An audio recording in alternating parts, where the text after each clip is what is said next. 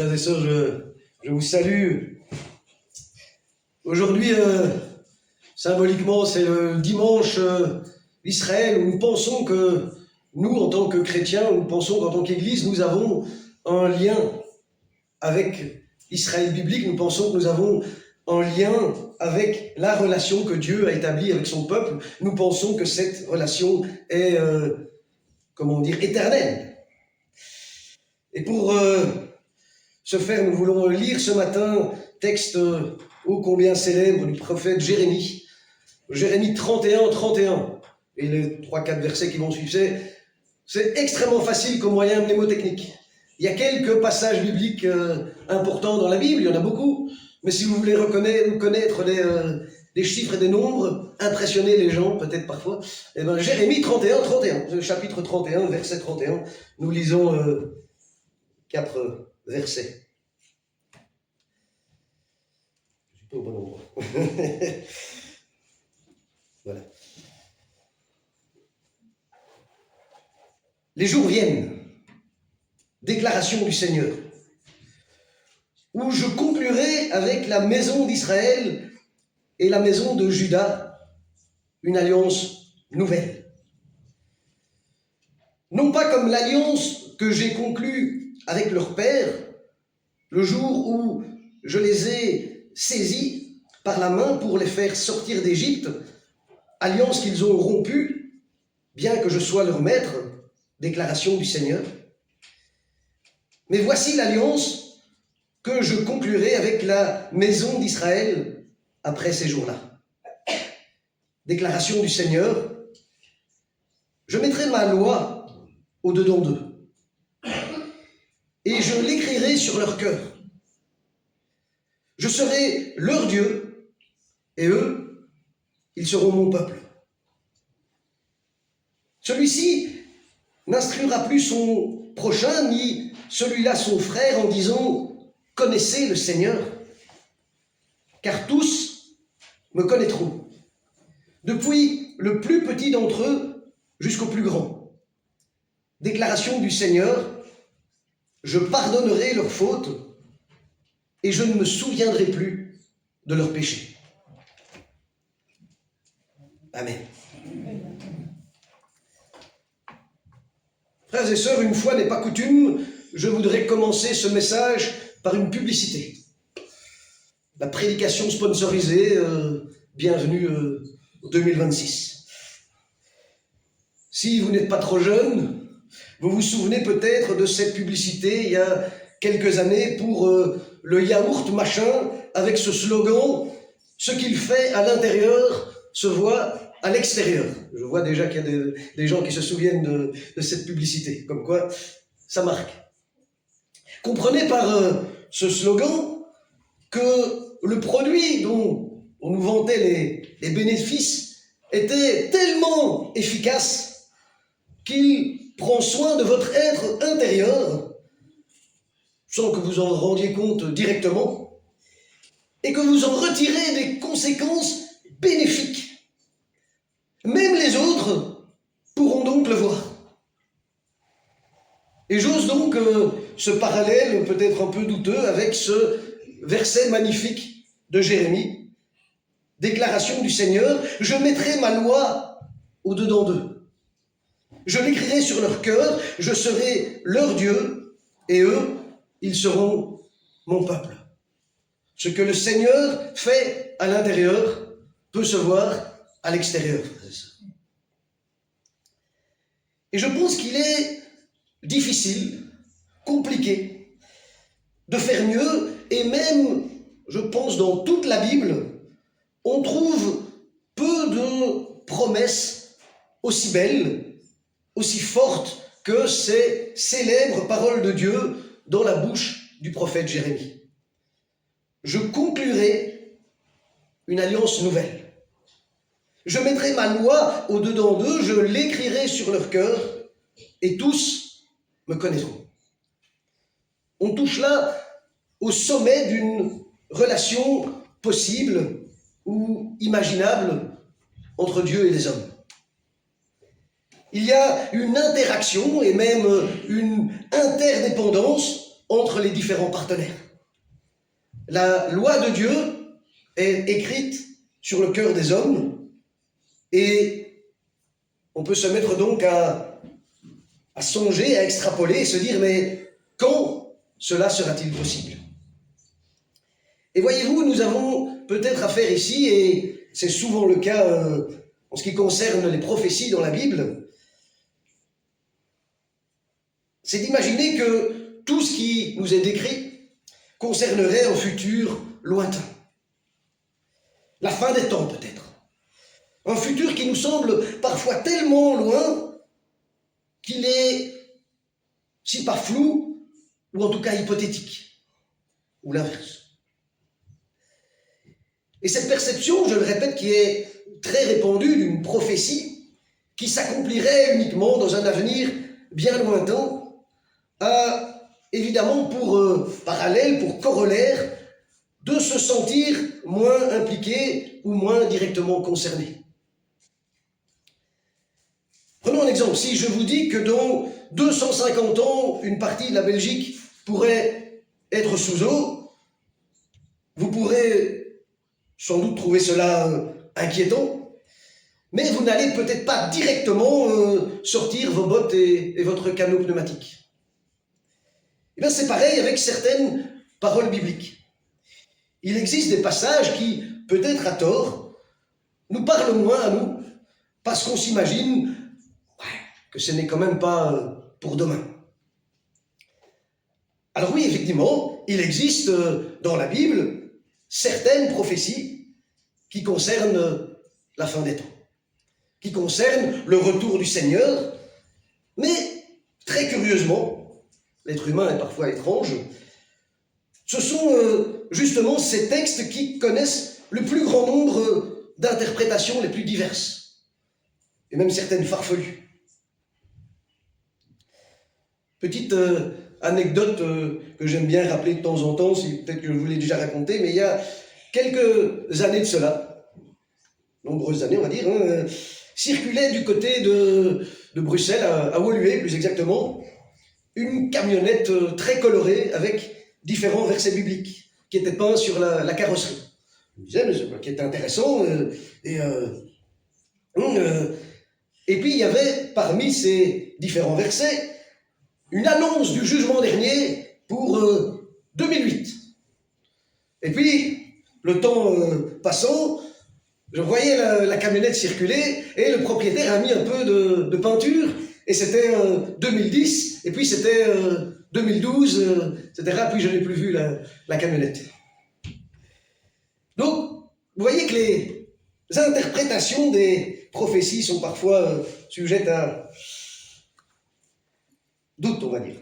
Mais ce matin, donc, je ne compte pas vous parler de la fin des temps, ni même d'un avenir tellement éloigné, alors qu'il y a tant à dire et surtout à faire dans notre temps présent.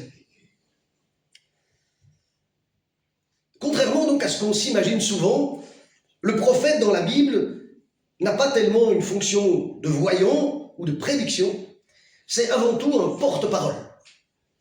Un porte-parole de Dieu qui annonce des vérités au nom du Seigneur. Vous savez, il y a des porte-paroles de toute société, de tout homme politique, ce sont des gens qui doivent représenter celui dont ils vont dire les quelques mots.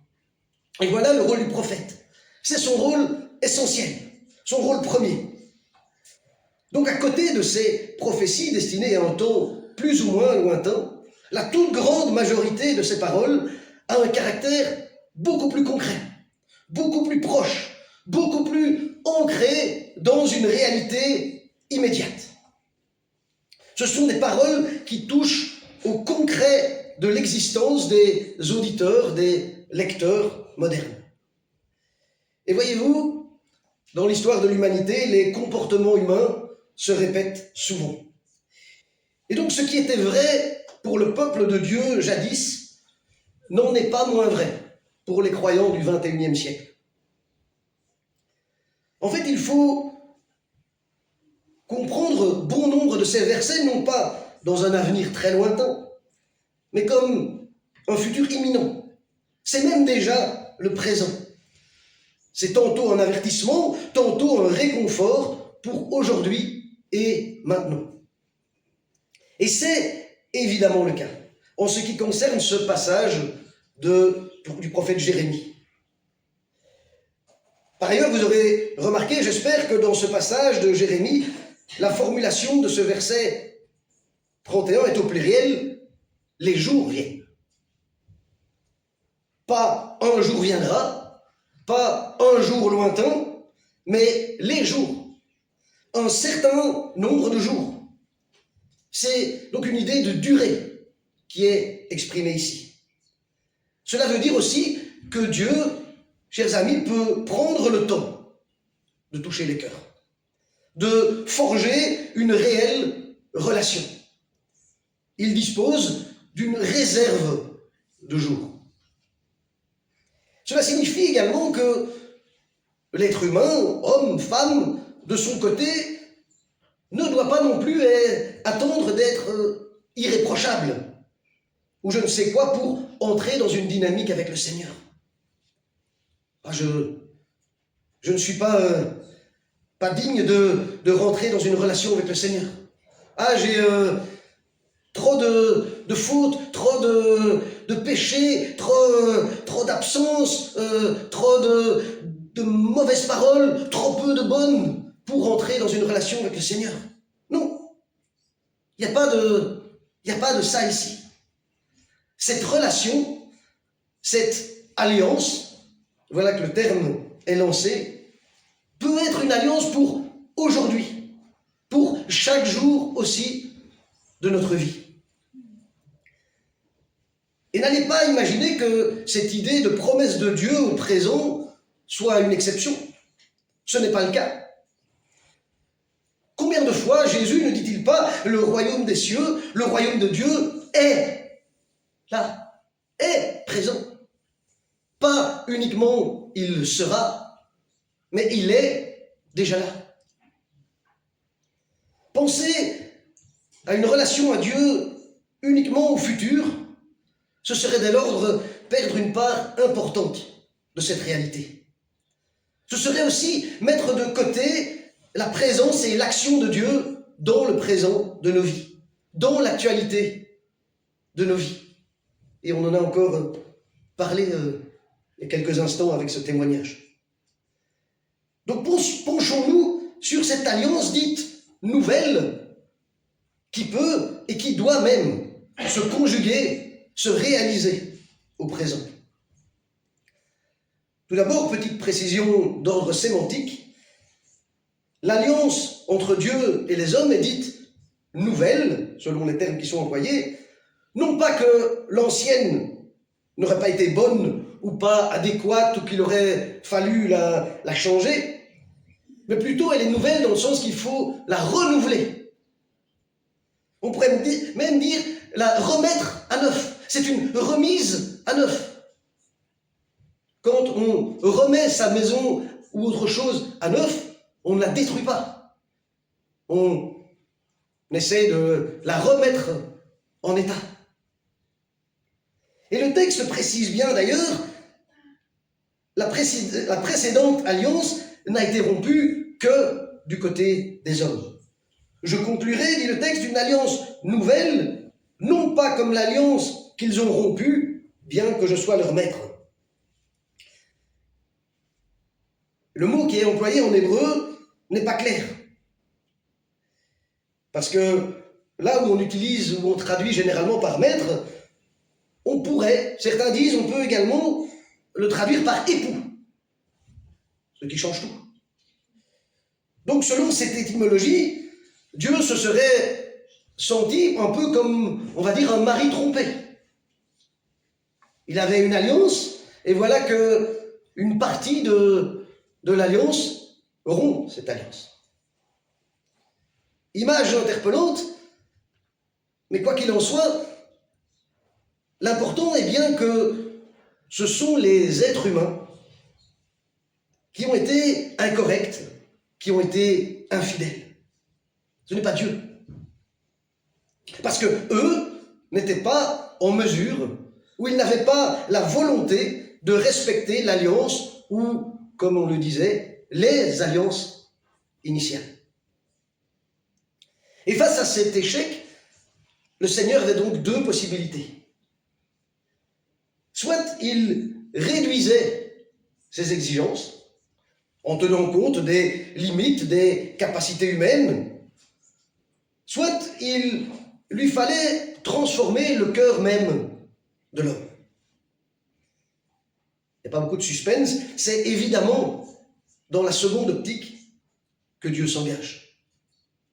Transformer le cœur même de l'être humain. C'est bien Dieu qui prend l'initiative. Il n'attend pas que nous venions à lui. Il n'attend pas que nous en soyons dignes. Lui, il vient vers nous. Il vient à nous en premier, unilatéralement. Il vient par grâce. Et quel que soit notre passé, quel que soit notre parcours de vie, plus ou moins chaotique, ou pas, quels que soient nos doutes, nos blessures, nos désirs, lui, il vient. Et en échange, il nous demande simplement d'avoir foi en lui. Deuxième aspect, après le premier où je disais que c'est Dieu qui a l'initiative, le deuxième aspect, c'est Dieu qui agit directement en nous. Je déposerai ma volonté au fond d'eux-mêmes, les inscrivant dans leur être. Mais ne nous trompons pas, et il est important de dire, de redire, et peut-être spécialement dans une église chrétienne, que la base de la nouvelle alliance reste la loi de Dieu. Elle n'est ni abolie, ni changée. Peut-être reconnaissez-vous ces paroles de quelqu'un? C'est pas... Ne pensez pas que je sois venu pour abolir la loi ou les prophètes. Je ne suis pas venu pour abolir, mais pour accomplir. Amen, je vous le dis en effet, jusqu'à ce que le ciel et la terre passent, pas un seul iota, pas un seul trait de la loi ne passera jusqu'à ce que tout soit arrivé. Ce sont des paroles de Jésus. Comme il y avait un mini suspense, il est parfois bon de le... Donc tout ça pour dire évidemment qu'il est nullement question de remplacer une loi qui aurait été mauvaise. Seulement, au lieu d'être imposée de l'extérieur, comme au préalable, cette loi est désormais gravée dans le cœur de chaque croyant. Et c'est d'ailleurs précisément la spécificité de cette nouvelle alliance, cette alliance renouvelée. Il y a une nouvelle façon d'associer Dieu à l'humain qui se trouve au centre de ce texte. Je mettrai ma loi au-dedans d'eux. Je l'écrirai sur leur cœur. Ce qui est très nouveau et même magnifique dans cette association entre Dieu et l'être humain, c'est ce caractère individuel de chaque alliance. Dans mon cœur. On a tous un cœur pour vivre, mais je l'inscrirai dans leur cœur. On peut difficilement partager. C'est donc chaque cœur personnellement. La loi, la Torah n'est plus donnée à quelqu'un, à Moïse en l'occurrence, pour le peuple. Elle n'est plus figée sur une table de pierre qui est lourde comme une dalle de marbre, mais la loi se fait une écriture sur le cœur de l'homme. Une écriture vivante, donc une écriture dynamique, individuelle, personnelle, puisqu'elle est écrite sur ou dans chaque cœur. Voilà Dieu qui se présente à nous comme un Dieu qui accompagne. Il tient compte de chacun, de chacune, de chaque personnalité. Il s'adapte en fonction des uns et des autres. Et c'est ainsi, par exemple, si on veut citer d'autres exemples bibliques, que la Bible parle du Dieu unique en disant qu'il est le Dieu d'Abraham, d'Isaac et de Jacob.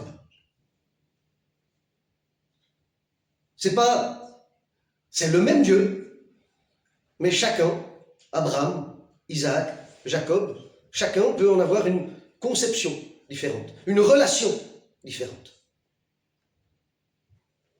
Et ça vaut pour tous les prénoms. C'est un peu long à écrire. Dans cette nouvelle alliance, c'est ainsi que Dieu est avec chacun d'entre nous.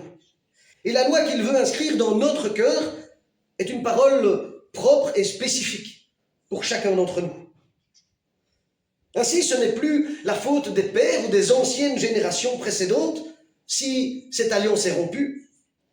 De même, ce n'est pas directement la responsabilité ou l'affaire des générations qui suivront. C'est une affaire d'aujourd'hui. Et pour nous tous. C'est aussi un bel exemple de la patience sans cesse renouvelée de Dieu. Et on le voit dans ce texte du prophète Jérémie, comme chez d'autres prophètes d'ailleurs. Il y a ce qu'on pourrait appeler une critique du rite, ou du rite pour le rite, s'il ne représente rien d'autre. Une alliance qui est fondée uniquement sur des habitudes, sur des rites, sur des lois, ne fonctionnait plus, si ce n'est rien d'autre qu'un dogme ou qu'une théorie sans compréhension, sans vécu. Une rupture ou une autre approche était donc nécessaire. Mais notez que ce constat reste toujours valable aujourd'hui. Vous pouvez apprendre tous les manuels de conduite automobile, ou on va même faire un truc plus spécifique. Vous pourrez lire tous les livres sur comment conduire une Formule 1. Vous pourrez avoir tous les témoignages de tous les pilotes de toute l'histoire. Je n'y connais rien en Formule 1, mais je sais que ça ne doit pas être évident quand même. Si vous n'avez jamais conduit de Formule 1, vous ne conduisez pas une Formule 1. Et bien c'est pareil avec la loi de Dieu. C'est pour ça qu'il est question d'une loi qui se met dans notre cœur. Ce n'est pas une question théorique, ce n'est pas une histoire de dogme, c'est une histoire de vie. Et on aurait bien croire, frères et sœurs, on aurait bien tort, de croire que parler de la nouvelle alliance ne concernerait peut-être que les gens qui ne connaissent pas Jésus-Christ, ou pas bien. Des débutants dans la vie chrétienne, en quelque sorte. Qu'il peut être facile de critiquer, de stigmatiser chez les autres certains rites, certaines pratiques religieuses, souvent peut-être plus proches de la superstition que de la foi. Mais ce serait oublier un peu vite que nous ne sommes pas toujours à l'abri non plus. Parfois, chez nous aussi, la démarche vers Dieu, la démarche vers les autres, s'apparente davantage à une question de routine, parfois même de paraître, plutôt qu'une démarche sincère et réellement ancrée dans le plus profond de nous-mêmes. Et dans ce cas, frères et sœurs, là aussi, nous manquons les termes de cette alliance nouvelle. Ou encore, à bien y regarder, on peut avoir l'impression que certains protestants pensent volontiers que la connaissance de la Bible suffirait à nous rapprocher de Dieu. Il y a des protestants, et c'est très bien, qui connaissent, je vous disais un exemple tout à l'heure d'un verset facile à retenir, qui connaissent des centaines de versets par cœur avec chapitre verset. Je n'en suis pas capable, mais il y en a qui le sont. Chapeau. Mais ce n'est pas tout. Il faut pouvoir être capable de comprendre, de vivre ces versets. Or, si la connaissance de la Bible est indispensable pour construire notre foi, elle ne suffit pas. Combien de protestants, je le disais, sont devenus des spécialistes de la Bible, connaissant des centaines de versets par cœur, sans que cela transforme pour autant leur foi ou leur vie, et transforme la vie des autres. Ça ne veut pas dire que vous ne devez pas étudier la Bible. Ne me faites pas dire ce que vous ne voudriez pas qu'on entende. Voilà pourquoi nous aussi, pour nous aussi, Une nouvelle alliance gravée dans le cœur s'avère toujours nécessaire, chaque jour. Et les deux derniers aspects, non les moindres, de cette alliance renouvelée, ont trait à l'amour immense de Dieu. Il n'y a plus de différence. Les hiérarchies s'effacent. Tous me connaîtront, dit le Seigneur. Tous pourront me connaître, serait-on tenté de dire. Et enfin, il y a cette promesse admirable du pardon. Je pardonnerai leurs fautes, je ne me souviendrai plus de leurs péchés. Ne plus se souvenir. Il n'y a pas peu de remords qui traînent, il n'y a pas un petit peu de « oui, je t'ai pardonné, mais je sais quand même ce que tu m'as fait. » Oui. Non, je n'y pense plus, mais j'y pense quand même. Je ne me souviendrai plus de leurs péchés. Ce péché disparaît parce que à la croix, en Jésus-Christ, tout est pardonné. Voilà, frères et sœurs, Dieu veut sceller une alliance avec chacun d'entre nous. Pas dans un futur lointain, pas dans une autre vie, mais dans le concret de nos existences, aujourd'hui, demain. Et dans cette alliance, c'est Dieu qui prend l'initiative et qui vient à nous. Et par cette alliance, il agit en nous. Il veut placer sa loi dans notre cœur pour que nous puissions en vivre, pour que nous puissions en témoigner autour de nous. Et par cette alliance, dernier aspect, il nous pardonne. Il ne se souvient plus de notre péché.